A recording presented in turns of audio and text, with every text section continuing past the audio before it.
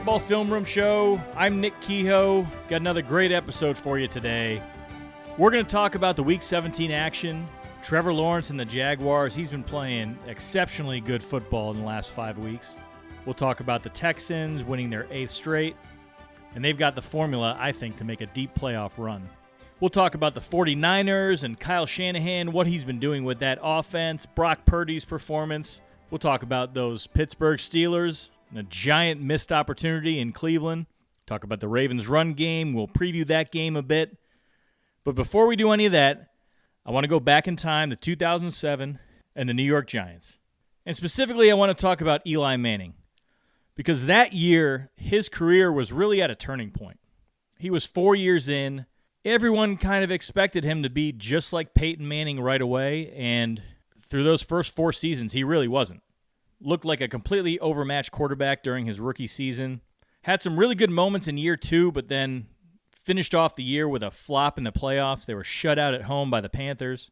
2006, they went 8-8, snuck into the playoffs, and he played okay, but wasn't overwhelming by any means. And then 2007 came along, and that was another frustrating, streaky season for Eli Manning. He ended up leading the NFL in interceptions with 20. The Giants started off 0-2. Manning hurt his right arm in the first game of the year, played through it, ended up winning 6 in a row, and then really it was 1 step forward, 2 steps back the rest of the way. And the second half of that season included just some atrocious performances by Manning. He had 1 game against the Vikings at home where he threw 4 interceptions, 3 of which went for touchdowns. He had another game late in the season at home against the Redskins where I think he set a record for incompletions in a game. In the Giants' second to last game, they played the Bills, and they would actually clinch the playoffs in this game, but it wasn't because of Eli. He threw 15 passes in that game, 2 of which were intercepted. I mean, there were times during that season in his 4th year in the league that it just seemed like the game was moving too fast for him. Now, as most of you probably remember, from that point forward, the Giants would go on a run. Their final game of the year, they'd play the Patriots, the 15-0 Patriots. The Giants had everything clinched. There was nothing they could do to advance their seeding or to drop in the playoff seeding. They knew exactly where they would be, who their opponent would be. A lot of people were saying they should just rest their starters and let the Patriots make history in their building. The Giants decided, hey, no, we're not going to do that. And so they played with the Patriots. They went toe-to-toe with them, ended up losing the game 38-35. And Eli Manning actually surprisingly had a great game. He threw for 250 yards, 4 touchdowns. The Giants had the Patriots on their heels. They were up, I think, 28-16 at one point in the second half. But that sort of spearheaded a nice little run for Eli Manning in the playoffs because he looked like a different quarterback from that point forward. Now, what were the Giants doing differently? They were simplifying things. The reads, where he was supposed to go with the ball, everything was defined, or most pass plays were defined. In fact, I'll inject myself and my career a little bit into this. 2007 was my first year out of college. Had played quarterback at Amherst, and my first job after graduating was at NFL Films working on the NFL Matchup Show with Greg Cosell, Ron Jaworski, Merrill Hodge. Dream job. It was as awesome as it sounds. Basically just sat around all day watching film. I'm oversimplifying things, but and by watching film, I say sometimes I was watching film and sometimes I was just sitting in the back of the room listening to Jaws and Greg as they watched film and keeping my mouth shut. But I remember specifically during that Giants run, we were amazed that the Giants weren't running a bunch of complex schemes. It was flat curl, flat curl, flat curl, flat curl pin, flat curl pin.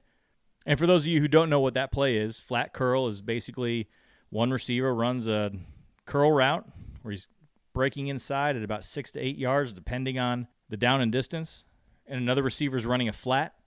And then you as a quarterback, you're basically just reading the defender in the area. Does he go with the flat or does he go with the curl? If he goes one way, you throw it the other way. And sometimes they would introduce a pin route or a vertical route that would keep any other defenders from getting near. And we were amazed. We just kept saying, at some point, the defense is going to catch on to this, and they're going to be able to stop this. But no one really did. And the Giants went on to beat Tampa in Tampa. They went on to beat the Cowboys in Dallas. Eli Manning threw for 185 yards in the first game, 163 in the next. Attempted just 27 passes against the Buccaneers, just 18 passes against the Cowboys. But he was efficient, played a clean game, kept the offense moving, didn't make any mistakes. And then they got to the NFC Championship game, and things continued to be simplified. You know what play they ran all the time in that game? Hey, where's Plaxico Burress? All right, I'm just going to throw it to him. The Packers left Plaxico Burress in one-on-ones against Al Harris all night, and Eli hit him 11 times for 151 yards. Giants, as you all know, would go on to win the Super Bowl. Again, it wasn't an offensive explosion that did it, but Eli kept the offense going, kept them on schedule, led 2 key touchdown drives at the end. But the bottom line was that not only did Eli play well during these playoffs, he looked like he belonged. And he gained more and more confidence with each game. And a big reason for that was the simplified play designs, the simplified play calls. Eli knew what he was looking at, knew where to go with the ball, and he could be decisive, get the ball out of his hands on time, and keep the offense moving forward. Now, it's amazing to think about that because Eli Manning is a quarterback who we all know what his strength is. He's not a run-around quarterback. He's not just making plays with his arm. Right? He had a strong arm, but he relied on anticipation, accuracy, getting the ball where it's supposed to go, understanding what the defense was doing and attacking it accordingly. But even he needed a little bit of help at that point in his career. Now, you're probably asking yourself, why are we talking about this? We're in Week 18 of the NFL season. Don't we have more important things to discuss? Well, the reason I bring it up is because Eli Manning, a former number 1 overall pick, in his 4th year, finally started to put it all together. And it's very reminiscent of what you're seeing right now from another number 1 overall pick, Trevor Lawrence. Now, Lawrence is in his 5th year, so it's a little bit different than Eli, but I guess you could take away that first year with Urban Meyer, call that a wash. This is really his 4th season. But regardless, he has had a very streaky start to his career where there have been high expectations. He had that first year with Urban Meyer that was just a disaster of a season, but it wasn't just Meyer. Lawrence was making decisions that you didn't see him make in college. He was not seeing the field. Then Doug Peterson came along and actually righted the ship a little bit. Lawrence made the playoffs in the second season, had that great comeback win against the Chargers. But then the next year came along, and after starting 8-3, he injures his ankle pretty severely, missed 1 game, but really was dealing with the ankle the rest of the year, was playing through a pretty serious injury, and he fell back to earth. And then his 4th season, last year, everything was a disaster. They got off to a terrible start. He was missing throws. There were talks about Peterson getting fired all season. Eventually, Lawrence got knocked out with a concussion midway through the year and didn't play the rest of the season. And similar to Eli, you're just thinking, where is this career going, man? What is the peak for what he can be? Is he just a middle-of-the-league quarterback? Now, things are a little bit different with Lawrence than with Eli because he's got more physical tools. He's 6'6", can throw the hell out of the ball, and he can run. He can make plays with his legs. But it's been tough to put my finger on why Trevor Lawrence hasn't been a more consistent quarterback throughout his career.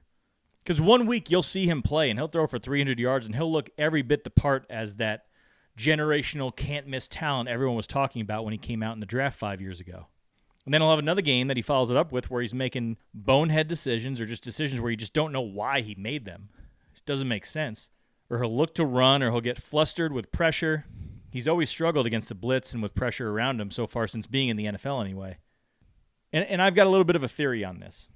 Now, bear with me for 1 second, but if you break down a pass play into 3 different phases, we'll just start at the snap. We won't get into the whole pre-snap game. To just simplify things, let's say there are 3 phases to every pass play. There's the first phase, which is where the quarterback drops back, hits his back foot, and should be getting the ball out to his first read. And whether that's a 2-receiver combo or the first receiver in a progression, obviously there are different types of reads. Won't get into all that right now. But that first phase is just, here's where the ball is designed to go. You hit your back foot, the receiver's open, you throw it. Phase 2 is the rest of the read. And that can be 3 receivers, 4 receivers, 5 receivers. But phase 2 is just the rest of the read. And you're doing that from the pocket.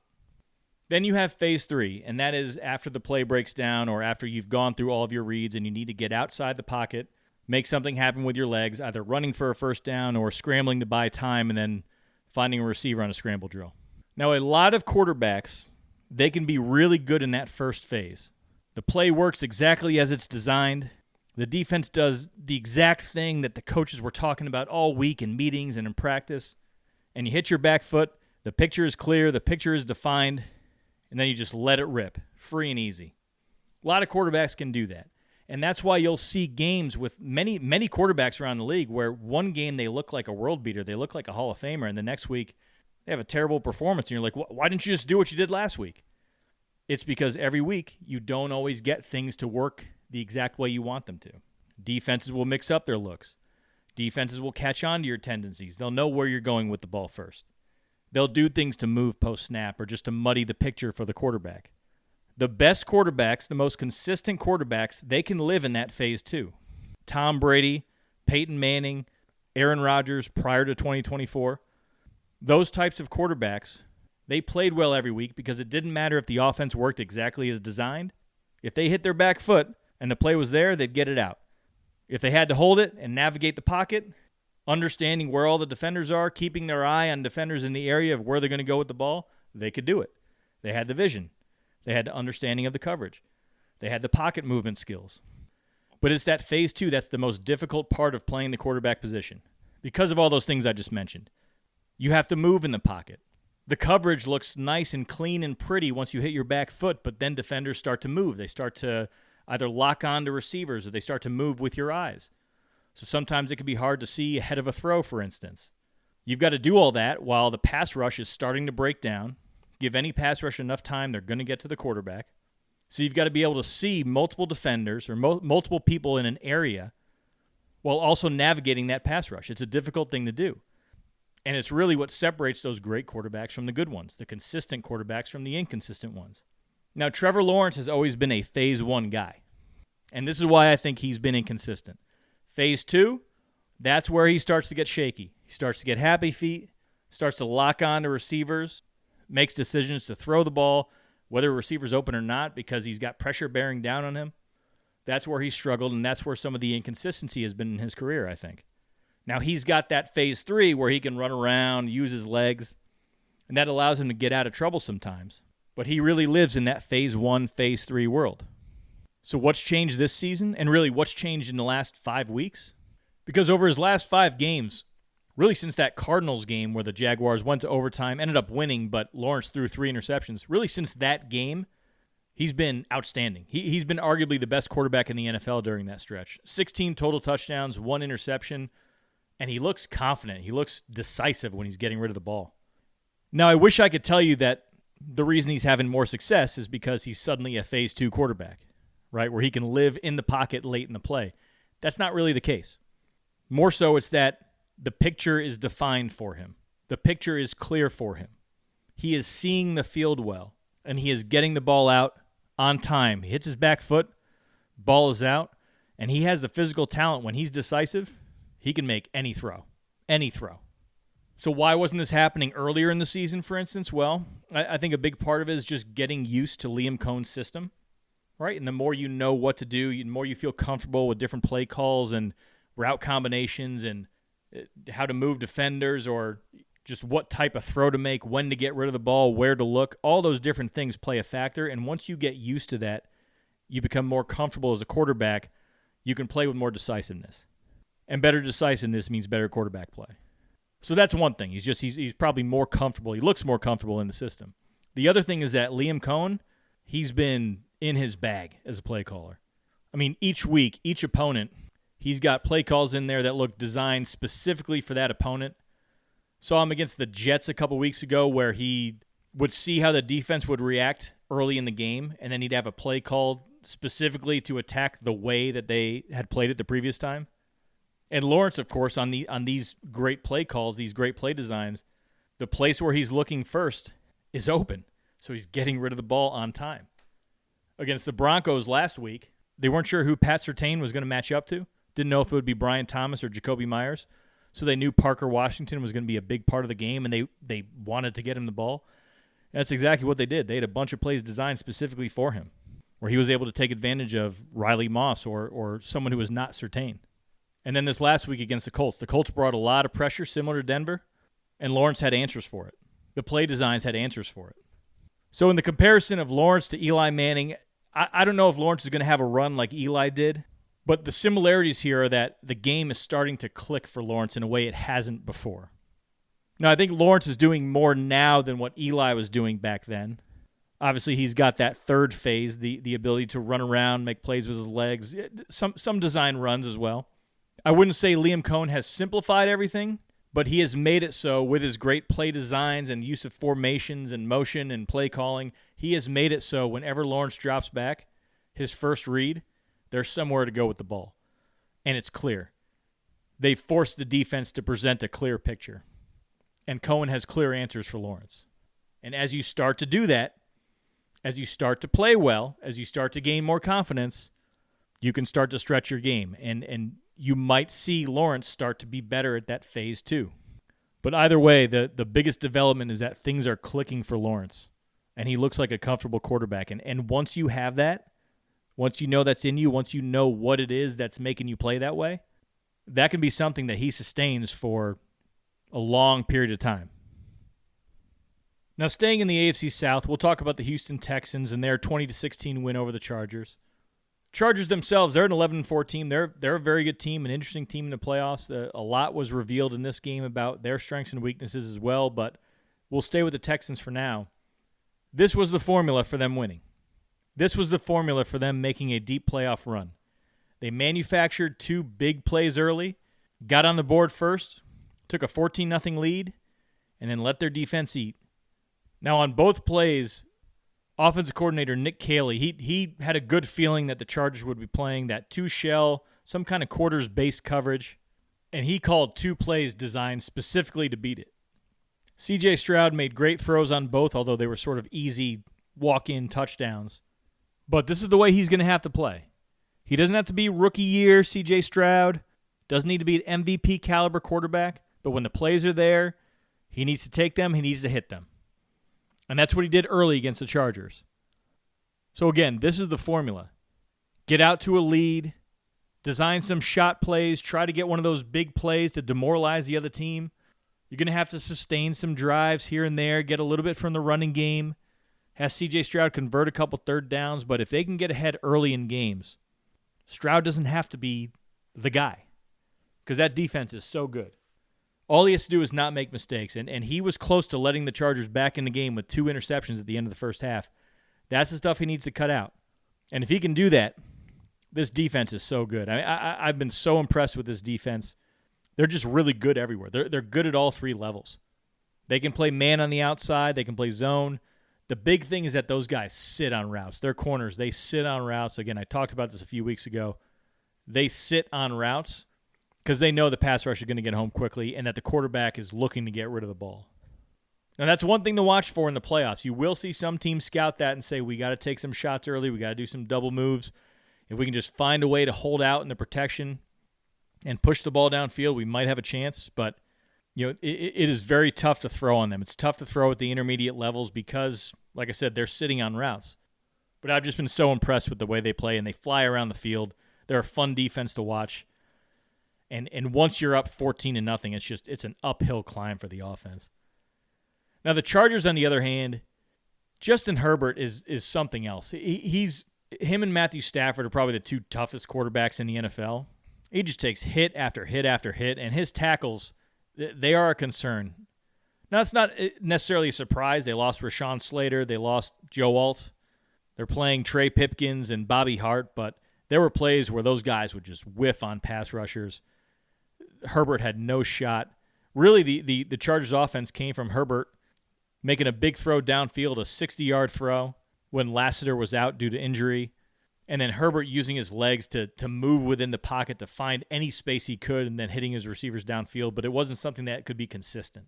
Right? The Chargers weren't able to consistently move the ball. They couldn't run the ball because the Texans are also a very good run defense. So as a result of that, there was a little bit of randomness to their passing game. There's a little bit of randomness to their offense. And that's the problem that they're going to run into no matter who they play. But they're going to have to run the ball to be successful in the playoffs. They're going to have to run the ball to be able to take some pressure off of Herbert, keep him from taking so many hits, and to keep that offense consistent because they won't be able to survive if he has to drop back and throw 40, 45 times a game. It just won't happen. All right, let's move it over to the NFC real quick to talk about the San Francisco 49ers and what they were able to do on offense against the Bears on Sunday night. I'll be honest, I hadn't followed the 49ers that much this season. I just sort of figured they'd be a middling team with the injuries to Nick Bosa and Fred Warner.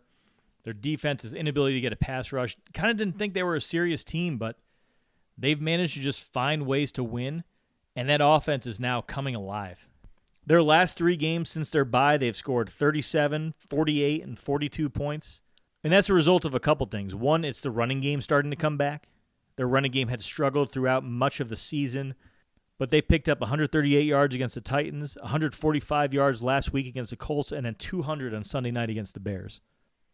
On top of that, Brock Purdy has been playing extremely well. 3 touchdowns against the Titans a couple weeks ago, 5 touchdowns last week against the Colts, 5 total touchdowns on Sunday night against the Bears. That offense is firing on all cylinders no matter who's in or out at left tackle. Remember, they lost Trent Williams on the first play of the game the other night. George Kittle wasn't playing this week, but somehow they've kept it rolling. And a big reason for that is Kyle Shanahan's offense.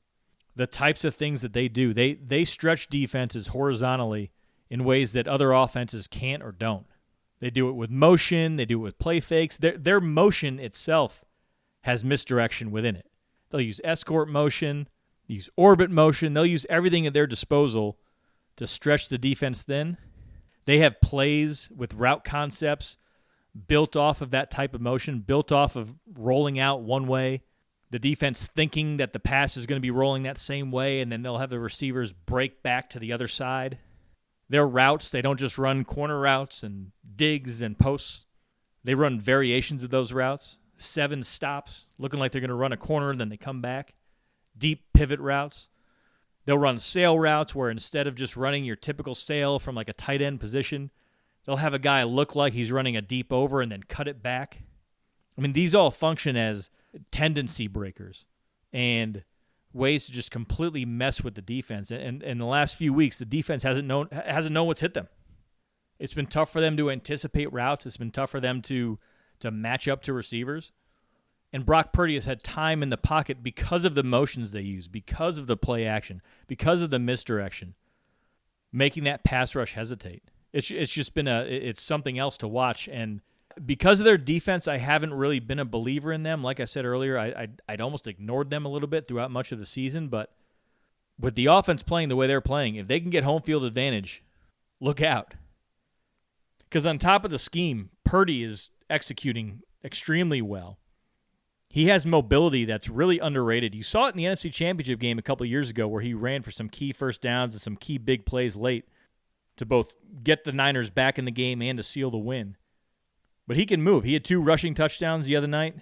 Had the other runaround scramble play where he ended up finding Kyle Juszczyk and hit him for a touchdown and then did whatever the dance was he was doing. So next week we're going to get Seahawks versus 49ers in San Francisco, and that's going to determine if the Niners get the number 1 seed or if they are a 5 or potentially even a 6 seed. Same thing for the Seahawks. They're either going to be the 1 seed or the 5 seed.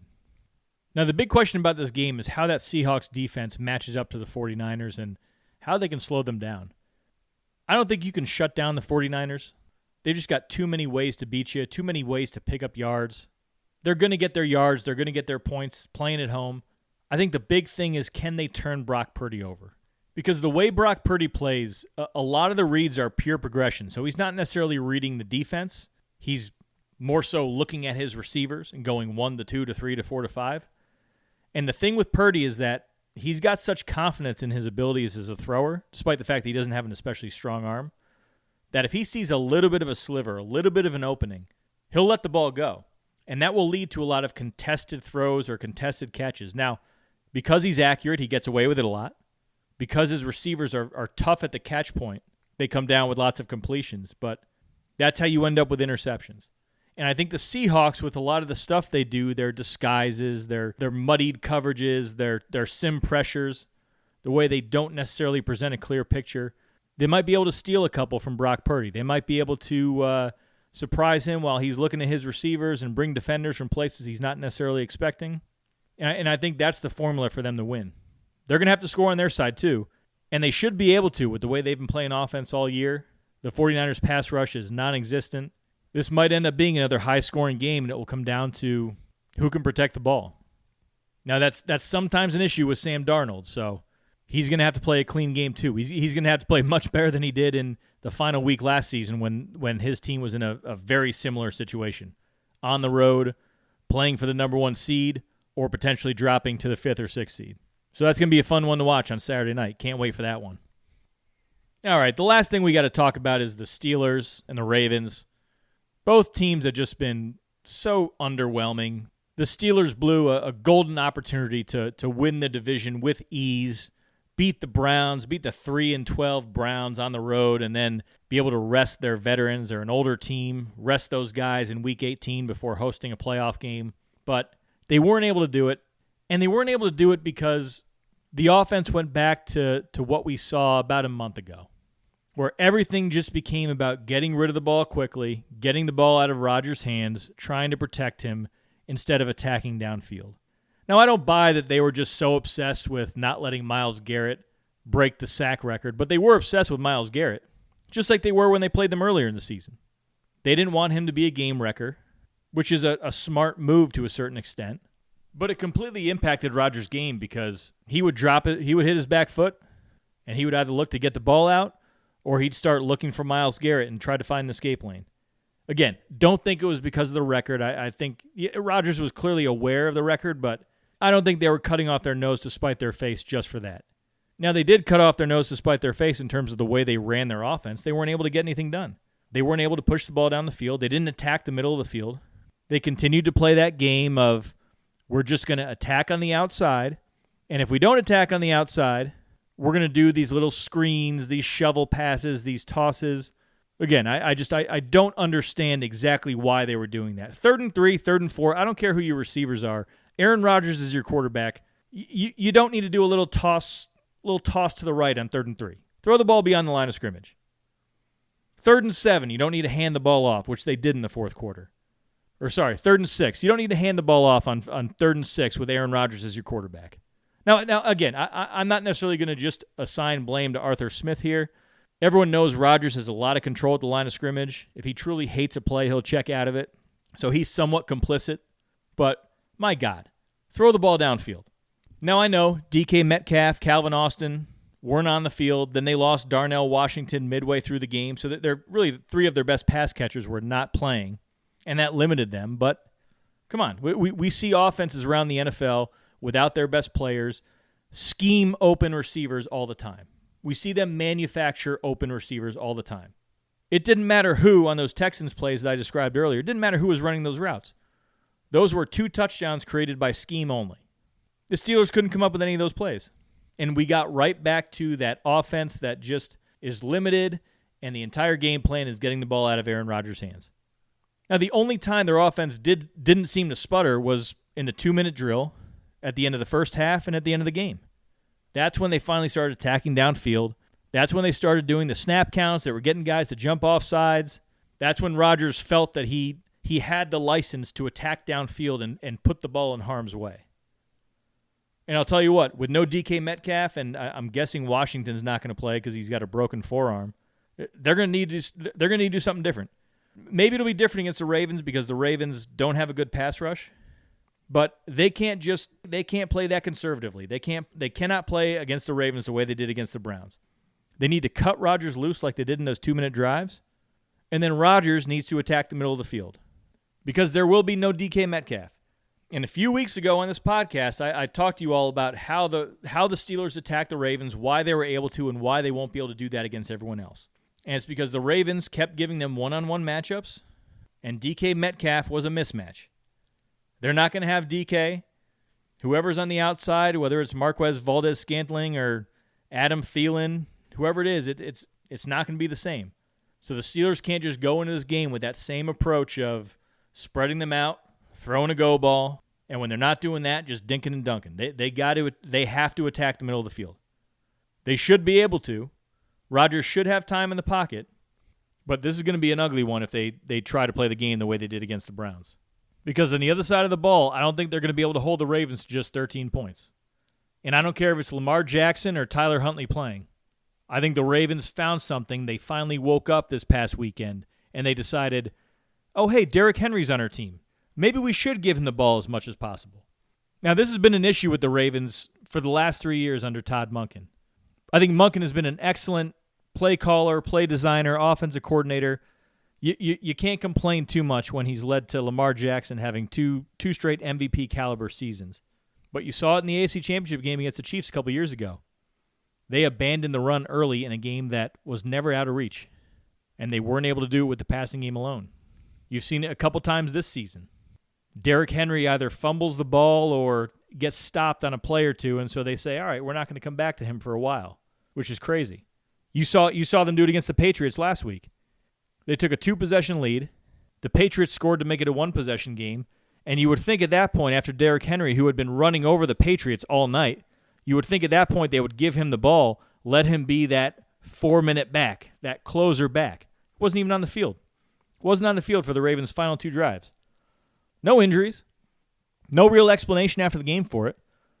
I think Harbaugh said something along the lines of they liked their rotation, and because they didn't get enough yards on their first play with the other running back, they felt they had to throw the ball. And okay, I don't care. Derrick Henry has to be on the field. And if you have any chance as the Ravens of winning the division and then making some noise in the playoffs, it's going to be because Derrick Henry is getting 25 to 30 carries a game. Because their passing game, it's just whether Lamar plays, whether Huntley plays, it's just there's not enough there. Might have enough to beat the Steelers regardless, but they need to lean on their run. And they should lean on their run because against the Steelers, they've rushed for over 200 yards the last 3 times they've played them, including a few weeks ago. Now, if you're the Steelers, you're probably saying, we got to sell out to stop Derrick Henry. We got to try to make Lamar Jackson or Tyler Huntley beat us with their arm, whoever's going to be playing. And they might be able to do that. That's the one saving grace is that the Ravens' passing game has not been operating in all cylinders. So they might be able to sell out for the run. Because I think the Ravens, they realized last week, like, what have we been doing? Just give the ball to Henry. Regardless of who wins, I don't think either of these teams really have much. I don't think the likelihood of either team making a run is very good. I'd say the Ravens would have a better chance of making a run merely because they have that Derrick Henry element. They have a special element that they could lean on, they could hitch their wagon to, and you never know when that type of thing happens. The Steelers don't have anything they can hang their hat on. Don't have a dominant defense. Don't have a dominant running game. Even if they make the playoffs and get DK Metcalf back, I don't know how much he scares you. I don't think they have an element to their team that can generate multiple upset wins. But who knows? It's the NFL. Anything can happen. That's why they play the game. That's it for today's show. Thank you all for listening. Be sure to check out footballfilmroom.com. We'll continue to put content up this week, talking about Week 17, previewing Week 18. As a reminder, if you did like this podcast, please leave a review wherever you listen. Wishing you all a Happy New Year, and I'll talk to you next week.